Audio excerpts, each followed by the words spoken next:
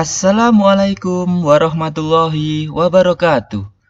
Salam sejahtera untuk kita semuanya. Anak-anak, hari ini kita akan belajar tentang satuan waktu. Jika yang dulu kita sudah pernah belajar satuan panjang, pernah juga belajar satuan berat, maka kali ini kita belajar satuan waktu. Pertama-tama kita lihat ini terlebih dahulu. Waktu itu identik dengan jam. Dilihat, di sini ada gambar jam. Jam ini ada 3 jarum. Perhatikan. Untuk jarum yang panjang, yang berwarna hijau, itu adalah menunjukkan menit, atau bisa juga disebut jarum menit. Sedangkan untuk jarum yang pendek atau yang berwarna merah itu disebut dengan jarum jam. Itu untuk menunjukkan jam. Lalu untuk jarum yang tipis kecil itu adalah jarum detik. Jadi menunjukkan detik. Jika kalian perhatikan jam yang ada di rumah kalian, maka ketiga jarum ini akan berputar secara bersamaan. Mulai dari jarum detik itu berputarnya cepat, lalu jarum menit lumayan lambat, dan jarum jam yang paling lambat. Kita lanjutkan sampai di sini. Perhatikan berikutnya. Untuk gambar yang pertama paling atas, jarum pendek menunjukkan ke angka 6, sedangkan jarum yang panjang menunjukkan angka 12. Maka ini bisa dibaca pukul 6. Jadi kita bacanya adalah jarum yang pendek, yaitu jarum jam. Mengapa kok di 12? Nanti kita bahas lebih lanjut. Jadi, saat jarum menit atau yang warna hijau ada di angka 12, lalu jarum pendeknya menunjuk ke salah satu angka, maka itu dibaca pukul tersebut.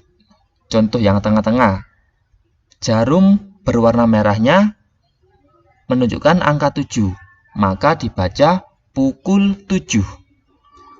Sedangkan yang paling bawah itu jarum yang merah menunjukkan ke angka 11, maka dibaca pukul 11. Sampai sini masih bingung anak-anak? Ya, semoga kalian paham. Supaya lebih paham, kita lanjutkan berikutnya. Kali ini jarum jamnya menunjukkan angka 10. Yang jarum menit 12 tepat. Maka dibaca pukul 10. Hati-hati, dibaca pukul 10, bukan pukul 12. Karena untuk jam kita lihat yang berwarna merah atau jarum jam. Untuk yang tengah-tengah menunjukkan pukul 8. Untuk yang bawah menunjukkan pukul 2. Saya yakin kalian bisa. Ini masih materi yang mudah. Kita lanjutkan lagi. Ya, perlu diingat, jam itu tidak sama dengan pukul. Hati-hati, karena kita sering membolak-balikkan antara jam dan pukul. Contoh, pukul itu untuk menyatakan waktu. Sebagai contoh, SDN Manukan Kulon 6 masuk sekolah pukul 7 tepat. Itu kita gunakan pukul. Sedangkan jam itu untuk menyatakan durasi atau lama. Contoh, Udin berangkat dari rumahnya menuju ke sekolah membutuhkan waktu selama 1 jam. Jadi seperti itu. Apakah bisa dibalik? Untuk yang jam mungkin masih cocok, tapi untuk pukul tidak bisa. Sebagai contoh, saya pulang sekolah jam 11. Itu masih cocok. Coba diganti pukul. Saya pulang sekolah pukul 11. Masih cocok. Sekarang kita gunakan jam atau pukul ini di belakang. Contoh. Saya bersekolah selama 5 jam. Cocok. Saya bersekolah selama 5 pukul. Ini tidak cocok. Jadi di situ perbedaannya. Jam itu untuk menyatakan lamanya, sedangkan pukul itu untuk menyatakan waktunya. Sudah dipaham? Kita lanjutkan. Ya, kali ini kita belajar cara menulisnya. Gambar yang atas ini adalah pukul 6. Jika ditulis dengan huruf, maka ditulis pukul 6. Seperti ini. Pukul 6. Jika ditulis dengan angka, maka ditulis pukul 06.00. Jadi mengapa kok ada nolnya? Karena kok bukan 6 saja? Karena di sini ada sampai 12. 12 itu ada 2 digit angka.